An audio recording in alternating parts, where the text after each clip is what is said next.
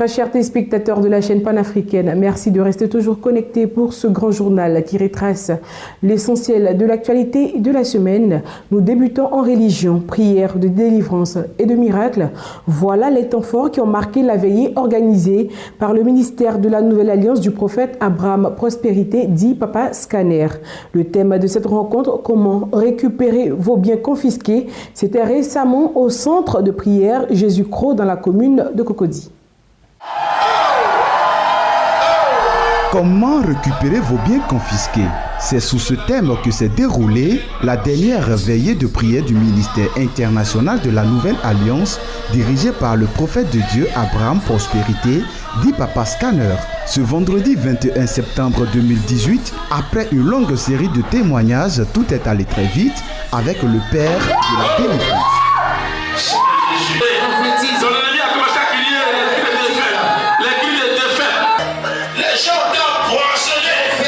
Je sens que moi les poils dans les entrailles. Derrière quelque part. Je vais libérer deux femmes.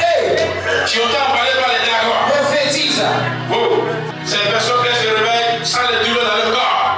Comme quelqu'un qu'on a marché. C'est le signe qui te donne. Mais tu ne peux pas résister devant la puissance de l'éternel. Le cerveau vient de laisser de pied ton corps. J'entends ramasser ton argent dans une bêtise. Et je vois tes filets qui sont en train de revenir.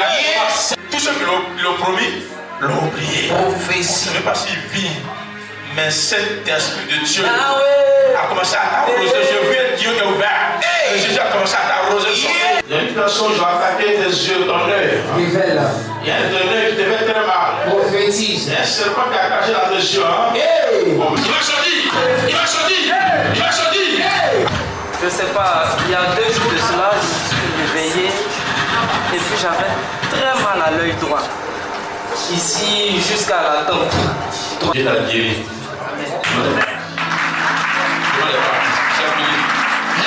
C'est autour de 7 heures du matin que les nombreux fidèles venus des 4 coins du pays se sont retrouvés libérés et séparés des liens de famille. Tous ceux qui sont sous l'emprise du diable peuvent participer tous les derniers vendredis au vendredi de miracle au centre de prière Jésus-Croix à Atoban, a conclu l'homme de Dieu.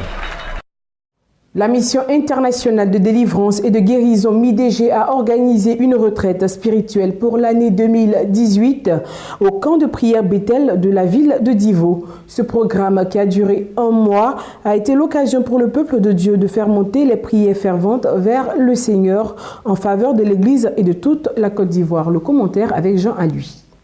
C'est dans une ambiance totale de grands jours que les fidèles chrétiens de la mission internationale de délivrance et de guérison ont accueilli au camp de prière Bethel de Divo le couple présidentiel de cette communauté à l'occasion de la retraite spirituelle 2018 qui a duré tout le mois d'août. Le révérend apôtre Amani Paul et son épouse ont par la suite salué les autorités ecclésiastiques et le peuple de Dieu venus aussi bien de toutes les régions de la Côte d'Ivoire que de l'extérieur du pays, à savoir le Ghana, le Togo et le Bénin.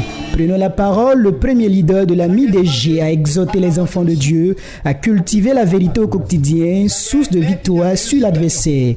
La source est d'ailleurs même le thème de cette retraite spirituelle. De jour comme de nuit, le peuple de Dieu et tout le corps pastoral venu massivement à ce rendez-vous annuel ont traduit leur reconnaissance à l'Éternel par des chants et des pas de danse.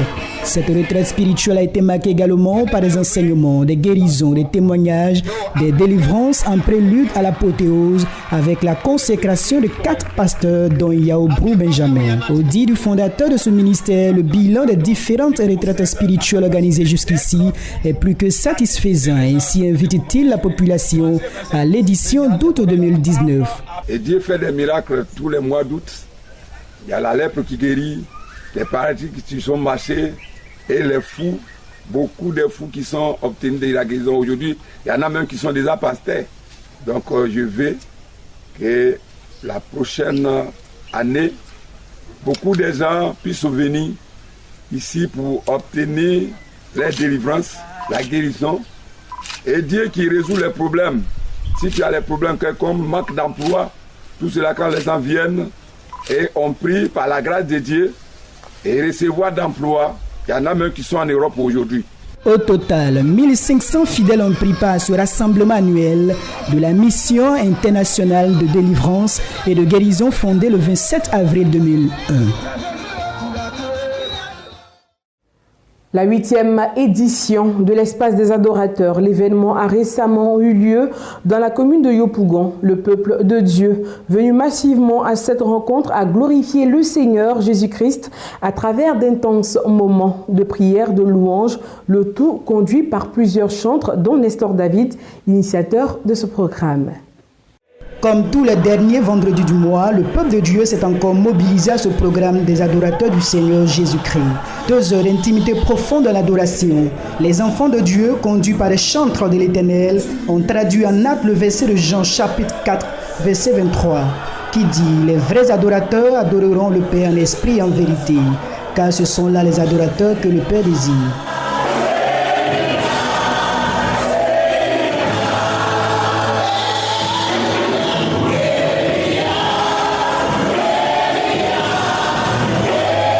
Au fil des mois, cette plateforme est devenue plus qu'une tradition pour le peuple de Dieu qui afflue pour se ressourcer et glorifier l'Éternel. Pour cette édition, l'initiateur de ce moment intense de louange a traduit toute sa reconnaissance au Seigneur pour la réussite de ce moment. Nous bénissons le Seigneur. Nous venons de finir notre 8e séance d'adoration et nous avons vu la main de Dieu à l'œuvre. Les chantres et moi, nous voulons dire merci au peuple de Dieu qui s'est déplacé de façon massive pour venir adorer Dieu. Et nous voulons aussi vous inviter, vous qui nous suivez, vous qui n'avez jamais participé à ces moments d'adoration. Nous vivons des choses extraordinaires à l'espace des adorateurs. Chantres et fidèles se retrouveront à nouveau le 5 octobre prochain pour une autre édition spéciale de l'espace des adorateurs, toujours à Astoria Palace dans la commune de Yopougon.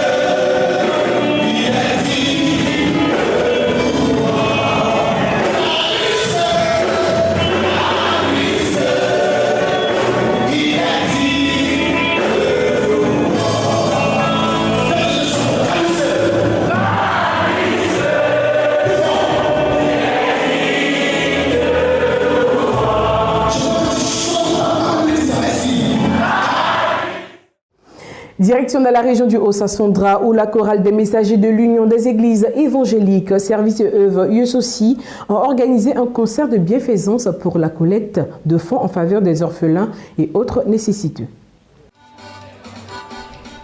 Ce concert de bienfaisance, initié par les messagers de l'église USO d'Aloa Station, a pour objectif de lever des fonds afin d'aider les enfants orphelins et nécessiteux de Daloa. Il est tiré du livre de Jacques 1, verset 16.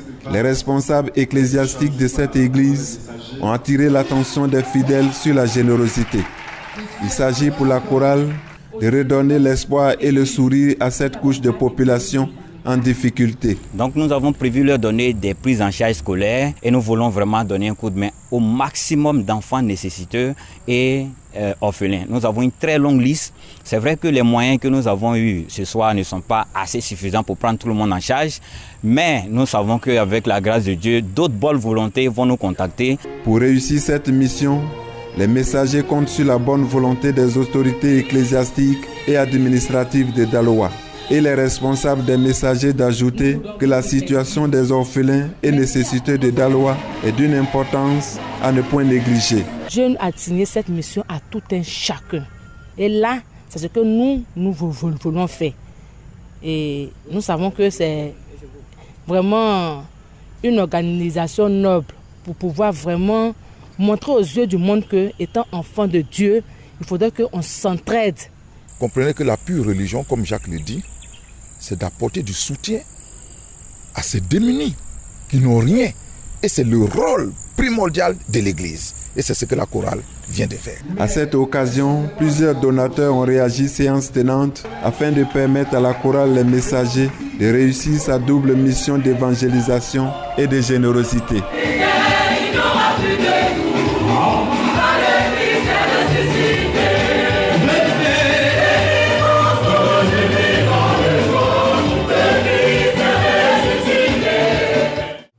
Posons nos valises dans la région du Gontougo où l'église baptiste libre volonté de Côte d'Ivoire a tenu sa 51e assemblée générale dans la localité de Laoudiba.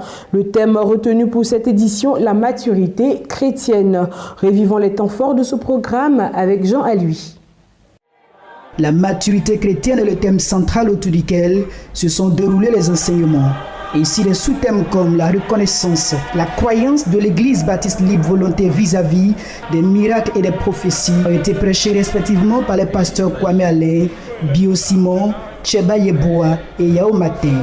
Les pasteurs Jerry Ruth et Stephen Palmer, venus spécialement des États-Unis, ont aussi enrichi le thème par des enseignements très édifiants pour le corps de Christ. En outre, un enseignement spécial sur la Sainte Seine et le lavement des pieds a été donné par le pasteur Badjiman Kwame Honoré, et un enseignement suivi d'un cas pratique qui a vu les fidèles se laver les pieds les uns les autres après le partage de la Sainte Seine. Ce fut un moment très émouvant au cours duquel l'homme de Dieu a expliqué le sens de cette pratique biblique pour le chrétien. L'Église baptiste libre volonté, qui est attachée à la sainte doctrine depuis son origine, a toujours pratiqué la Sainte Seine et le lavement des pieds, qui est très important et qui a un sens profond que le Seigneur a voulu enseigner à tous ses serviteurs, à savoir l'humilité que chaque serviteur doit avoir, que chaque homme doit avoir dans son comportement pour pouvoir hériter le royaume des cieux. Chants et prières ont meublé cette rencontre de partage spirituel. Tout comme à l'ouverture, c'est le président du conseil d'administration, le pasteur Kofi Kra, qui a prononcé le discours de clôture de la 51e Assemblée générale des églises baptistes libres volonté de Côte d'Ivoire. 50 ans, nous considérons que l'église est mature pour pouvoir travailler et agrandir le royaume de Dieu. Bon. Et dans cette AG, nous avons parlé de la reconnaissance et nous avons aussi fait la Sainte Seine, et aussi parlé de la responsabilité de l'Église envers les orphelins et les veuves. Donc, nous sommes très reconnaissants envers le Seigneur qui nous a bénis, qui a dirigé cette AG et qui s'est bien déroulée. La 52e Assemblée générale de cette communauté chrétienne aura lieu en août 2019 à Taoudi. Un mot de société, Noumousso, un village de Soko situé dans la sous-préfecture de Bondoukou, était en fait récemment la raison, la prise de fonction de son nouveau chef de quartier suite à sa présentation aux autorités administratives en présence des populations. Anissé Kouadio pour les détails. À 5 km de Bondoukou se trouve le village historique de Soko. Soko, qui est le diminutif du mot Nafana, Solokolo, qui veut dire en Nafana, la route de l'éléphant. Le village de Soko est fondé par les Nafana. Ils sont les propriétaires terriens. Et Soko est composé de 7 quartiers avec des diverses ethnies, notamment les quartiers Koulambeni, Bembeni et Sietouba qui parlent le Koulongo, Bambarasso, Sungala qui parle le Nafana, le quartier Bogola ou Petit Noumousso ainsi que le Grand Noumousso qui parle la langue Noumou. D'ailleurs, c'est le quartier Grand Noumousso qui a procédé à la présentation officielle de leur 10e chef, Nsia Kobenan Donji. C'était en présence des autorités traditionnelles venues des différents villages de la sous-préfecture et du département de Bondoukou. On notait également la présence des chefs des différents quartiers de Soko et d'une importante délégation venue des villages du Ghana, notamment Kabre, Maïra, Mori, Brekoum, Orochila et À 5 km de Bondoukou se trouve le village historique de Soko. Soko, qui est le diminutif du mot Nafana, Solokolo, qui veut dire en Nafana, la route de l'éléphant. Le village de Soko est fondé par les Nafana. Ils sont les propriétaires terriens. Et Soko est composé de 7 quartiers avec des diverses ethnies, notamment les quartiers Koulambeni, Bembeni et Sietouba qui parlent le Koulongo, Bambarasso, Sungala qui parle le Nafana, le quartier Bogola ou Petit Noumousso ainsi que le Grand Noumousso qui parle la langue Noumou. D'ailleurs, c'est le quartier Grand Noumousso qui a procédé à la la présentation officielle de leur 10e chef, Nsia Kobenan Dondji. C'était en présence des autorités traditionnelles venues des différents villages de la sous-préfecture et du département de Bondoukou. On notait également la présence des chefs des différents quartiers de Soko et d'une importante délégation venue des villages du Ghana, notamment Kabré, Maïra, Mori, Brekoum, Orochila et Bouko. À leur côté se trouvaient les Peuls qui font alliance avec les Numo, qui sont leurs premiers alliés d'ailleurs. Pour saluer l'arrivée de Nsia Kobenan Dondji, le nouveau chef du grand quartier Numousso, c'est le Bingo, le gros tam-tam, qui salue son entrée triomphale.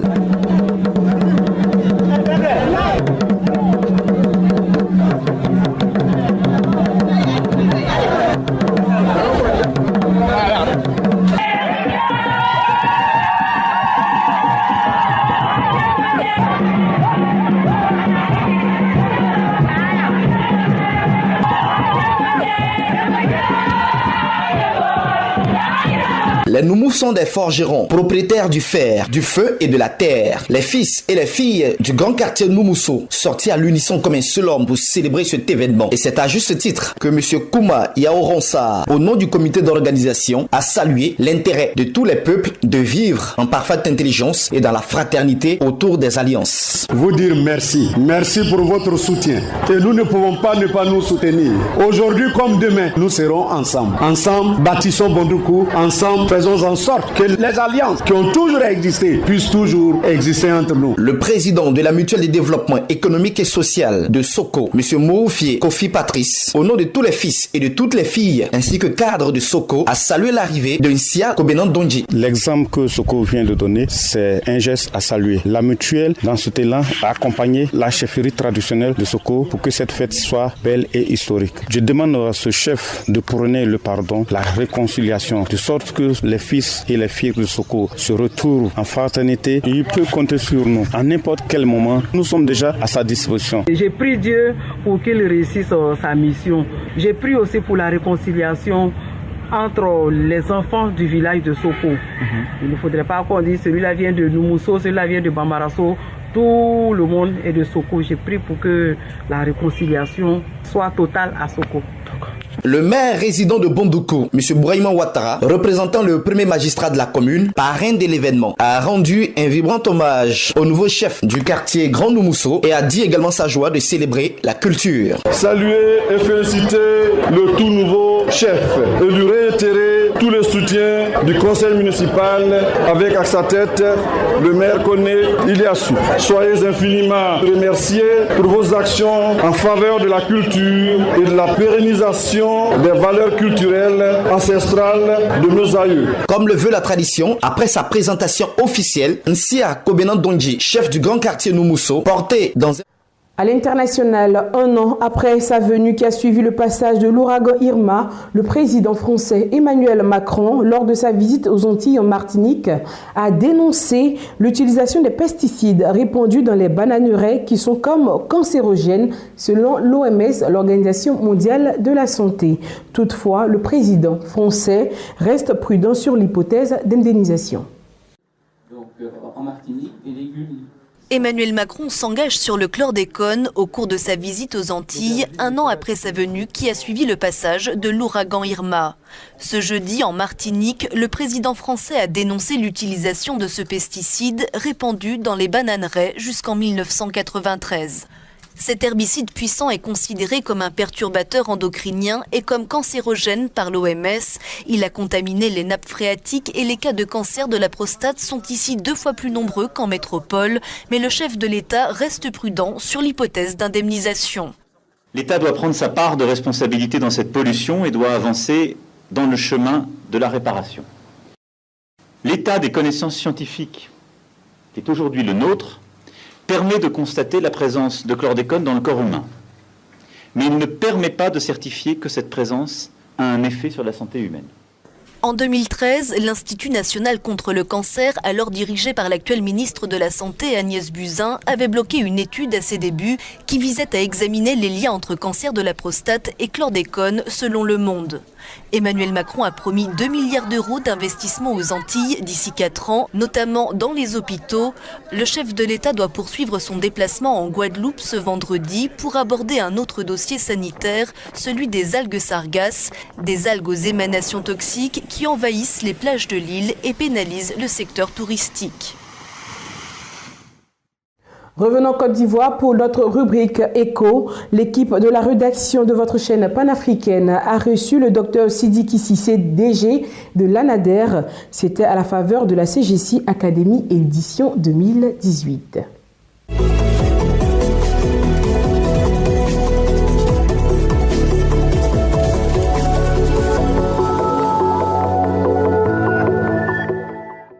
Parlez-nous du nouveau concept Farmers Business School de l'ANADER.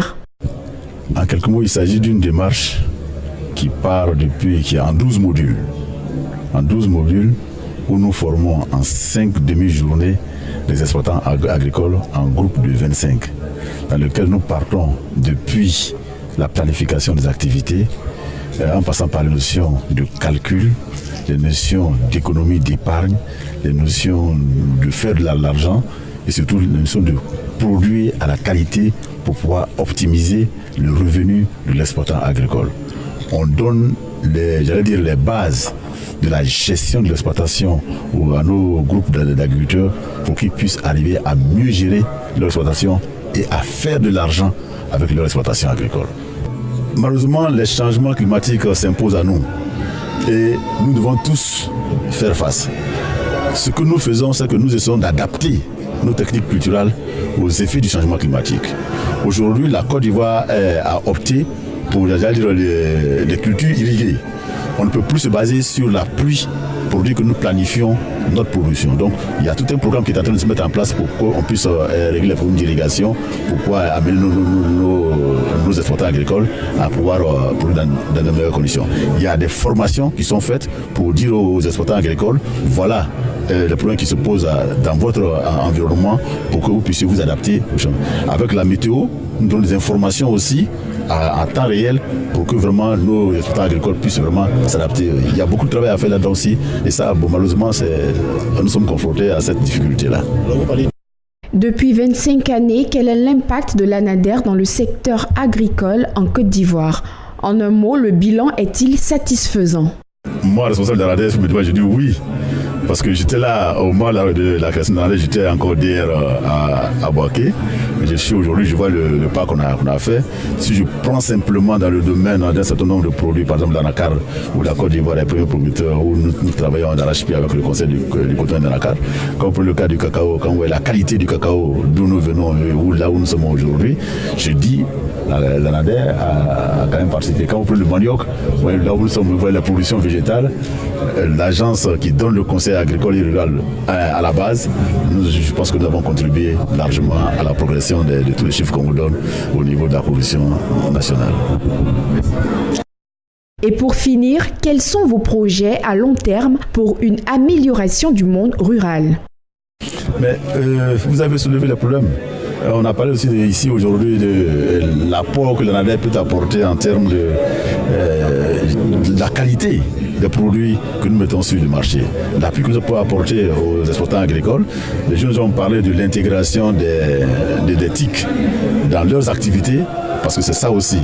Arriver à moderniser l'exploitation agricole, à s'adapter à son temps, pour que on soit, update, comme le disent les Anglais, à jour dans le domaine de l'intégration des technologies pour que nous puissions développer notre agriculture. C'est le défi futur pour l'ANADER et le programme de transformation de l'agriculture en Afrique de l'Ouest qui est en train de se mettre en place vise, et ça la grande composante là-dedans, c'est aussi la composante du transfert de technologie, du conseil agricole aux exploitants agricoles.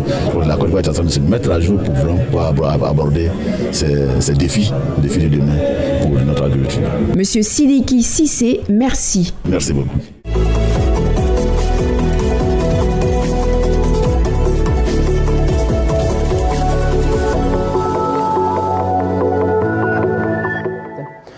Nous refermons ce journal avec notre dossier de l'actualité. Dans toutes les communes du district d'Abidjan, il existe des lignes de Baka et Wara-Wara. Aux heures de pointe se forment de longues files de passagers pour emprunter ces transports en commun pourtant décriés à longueur de journée pour l'improvisation, l'indiscipline et le manque de courtoisie qui caractérisent le milieu. Nos reporters Jean Alui et Rebecca Kobei nous en dit plus.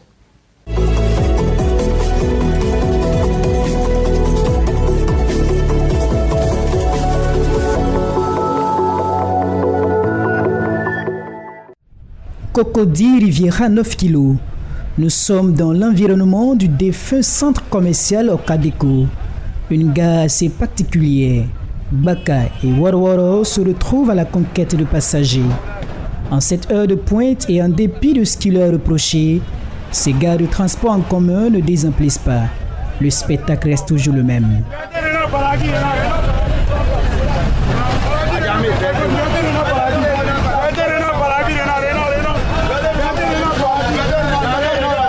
Dans la capitale économique ivoirienne, se déplacer d'une commune à une autre est une équation très difficile à résoudre pour bon nombre d'Abidjanais qui n'ont pas de moyens de locomotion.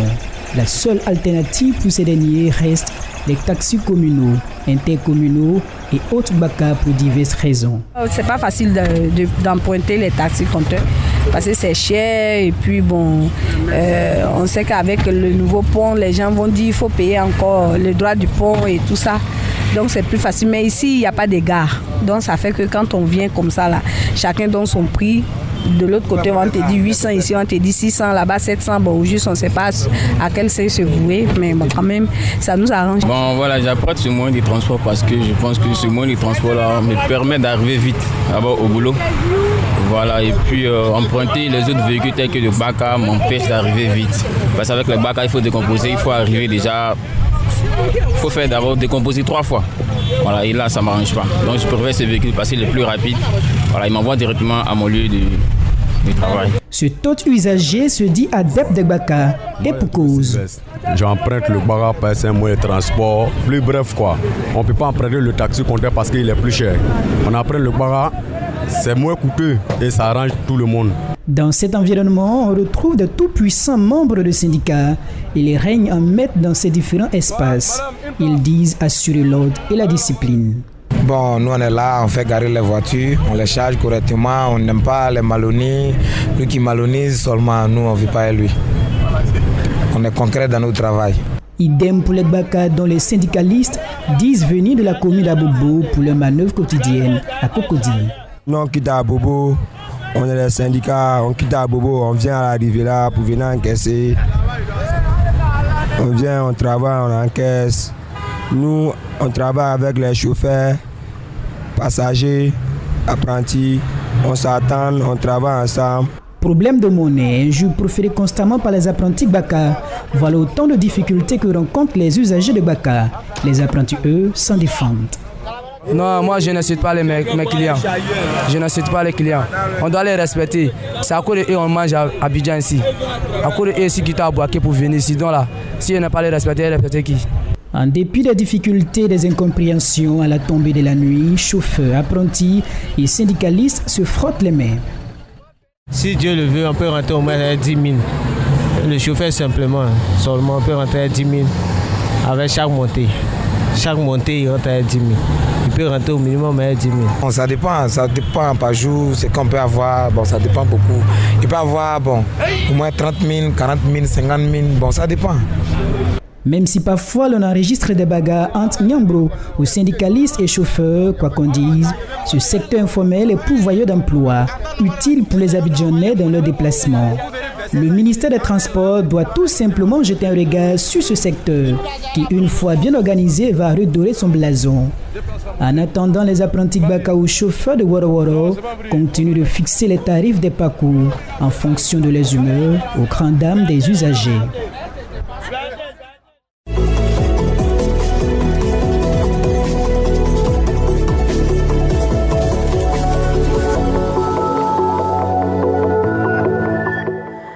C'est la fin de ce grand journal. Ce fut un réel plaisir de vous le présenter.